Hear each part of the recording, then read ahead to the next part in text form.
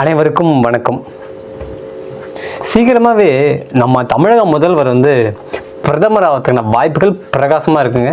அப்படி தாங்க நடந்துகிட்ருக்கு. வட இந்தியா முழுவதுமே இருக்கிற இன்ஃப்ளூயன்சர் எல்லாருமே நம்ம தமிழக முதல்வரை ரொம்ப புகழ்ந்து தள்ளிட்டு இருக்காங்க. அப்படி புகழ்ந்து தள்ளுறதுனால பல பேர் லைக்ஸ் பல பேருங்க பல கோடி பேர் லைக்ஸ் ஷேர் பண்ணிகிட்டு இருக்காங்க. இந்தியா முழுவதுமே நடந்துகிட்ருக்கு. அந்த சம்பவத்தை பற்றி கொஞ்சம் விரிவாக பார்த்துடலாம். இப்போ சட்டமன்றம் நடக்குதுங்க. ரொம்ப பாவங்க நம்ம பிரபாக சபாநாயகர் அவர்கள். ஏன்னா அமைச்சர் நிர்மல்குமார் கரூர் கம்பெனின்னு வாயத்தன்னு சொல்லிட்டாரு. கரூர் கம்பெனி சொல்லிட்டாரு. உடனே எதிர்கட்சி தலைவர் உதயநிதி ஸ்டாலின் எழுந்துச்சு, ஓ நீ கரூர் கம்பெனி சொல்கிறியா, நான் என்ன சொல்கிறேன் பாருன்னு சொல்லிட்டு சங்கி அமைச்சர்னு சொல்லிட்டாரு. ஓ நீங்கள் அப்படி வரீங்களான்னு சொல்லிட்டு நம்ம அமைச்சர் நிர்மல்குமார்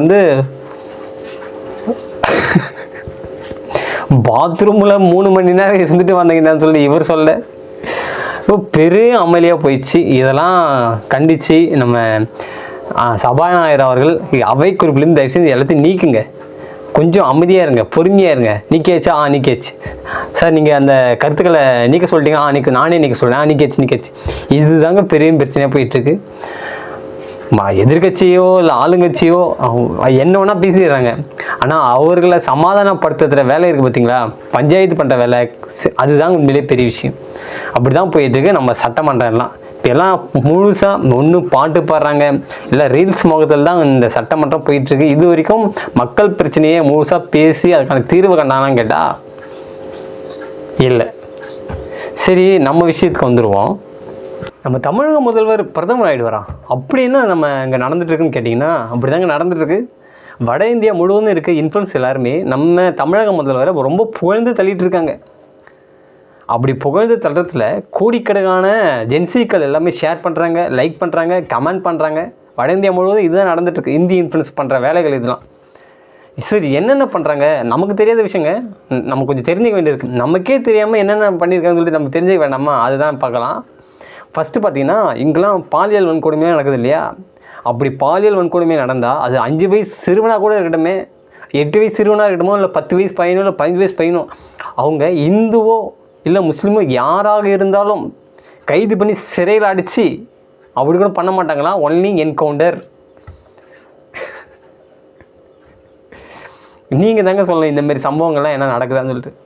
ரெண்டாவது விஷயம் என்ன பார்த்தீங்கன்னா, இங்கே மாடுகள் வெட்டுவதை தடை பண்ணியிருக்காராம் நம்ம தமிழக முதல்வர். ஹைகோர்ட்டில் போயிட்டு தடை வாங்கிட்டு வந்துட்டாராம். இங்கே மாடுகள் பாதுகாக்கப்படுதான், மாட்டுக்கறியே இங்கே இப்போ யாரும் சாப்பிடக்கூடாதுன்னு தடை விதிச்சிருக்கான்னு சொல்லிட்டு அது ஒரு கூட்டம் சொல்லிட்டு தெரியுறாங்க. இந்த சம்பவம் எங்கே நடந்துச்சுன்னு தெரில, நீங்கள் தான் அதையும் சொல்லணும். மூணாவது விஷயம் பார்த்தீங்கன்னா, கோவில் உண்டியல்லாம் கலெக்ஷன் ஆகுது இல்லையா, அந்த முழு பணத்தையும் அரசு பள்ளிகளுக்காகவும் அரசு மருத்துவமனைகளுக்காகவும் செலவு பண்ண போகிறான்னு சொல்லிட்டு சொல்கிறானுங்க. இந்த சம்பவம் எங்கே நினச்சின்னு தெரில, அதையும் நீங்கள் தான் சொல்லணும். இதை விட பெரிய விஷயம் ஒன்று இருக்குது. இன்னொரு விஷயம் என்னென்னா, இந்த பெட்ரோல் டீசல் விலையெல்லாம் உயர்த்துறாங்க இல்லையா, அப்படி தமிழ்நாட்டில் நீங்கள் உயர்த்துறீங்க அப்படின்னா அதுக்கு வரி விலக்கு அளிக்கணும் அப்படின்னு சொல்லி பிரதமருக்கே இவர் எச்சரிக்கை வர்ற மாதிரி பேசியிருக்காராம். பிரதமருக்கே கோரிக்கை வச்சுருக்காராம் அப்படின்னு சொல்லிட்டு ஒரு கூட்டம் சொல்லிட்டு இருக்காங்க. அதுக்கும் கோடிக்கணக்கான வியூஸு, லட்சக்கணக்கான லைக்ஸ்ன்னு சொல்லிட்டு இன்னும் பரவிட்டு தான் இருக்குது அந்த போலி வீடியோக்கள்லாம். இந்த செயல்பாடெல்லாம் பார்த்தா நம்ம இந்திய பிரதமர் நரேந்திர மோடி அவர்கள் நம்ம முதல்வரை கூட்டு பாராட்டு தெரிவிச்சிருக்கார்.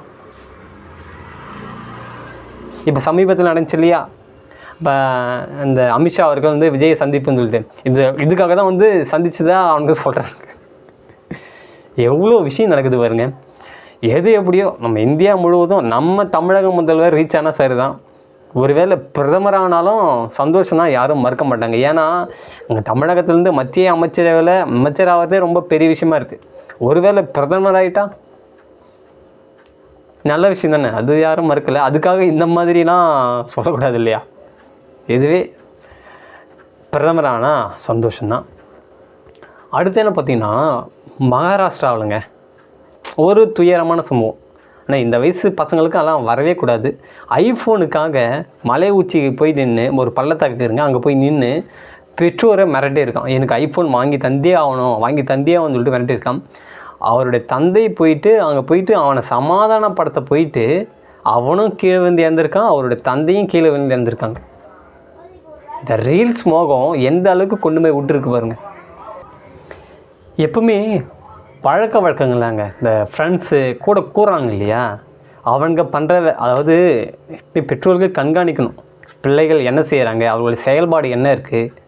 இப்போ ஆந்திராவில் கூட ஐஃபோனுக்காக வாங்கணுன்றதுக்காகவே இப்போ ஸ்கூல் ஹெட்மாஸ்டர் போயிட்டு ஒரு பெண்ணை 27 முறை கத்தியால் குத்தி கொண்டு இருக்காங்க, 15 வயசு பசங்க.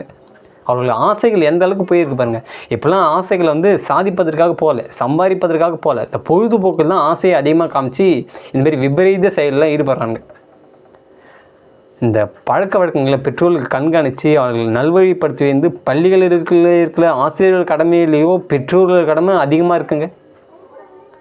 கண்காணிப்பு ரொம்ப முக்கியம். இப்போ எந்த அளவுக்கு போய் முடிஞ்சிருக்கு பாருங்க, கிட்டத்தட்ட 3 உயிர் போயிருக்கு. மகாராஷ்டிராவில் அதே செல்ஃபோனுக்காக ஐஃபோன் மொண்டுன்றதுக்காகவே 2 உயிர் போயிருக்கு. ஆந்திராவில் ஒரு ஸ்கூல் டீச்சரை 2 பசங்க 15 வயசு பசங்க கத்தியால் குத்தி கொண்டு இருக்காங்க இந்த இதே ஐஃபோனுக்காக. பதிவோட இறுதியாக சொல்கிறது என்னென்னா, இந்த சமூகத்தில் பொய்கள் வேகமாக பரவுது, ஆனால் உண்மை கொஞ்சம் ஸ்லோவாக இருக்குது. கொஞ்சம் ஸ்லோவாக இல்லைங்க, அது இல்லவே இல்லை. பெரும்பாலான சமுதாயம் எல்லாம் இப்படி தான் மாறிட்டுருக்கு. மீண்டும் அடுத்த காணொளியில் சந்திக்கலாம். வீடியோ பிடிச்சிருந்தா கொஞ்சம் சப்ஸ்கிரைப் பண்ணி லைக் பண்ணுங்கள். நன்றி.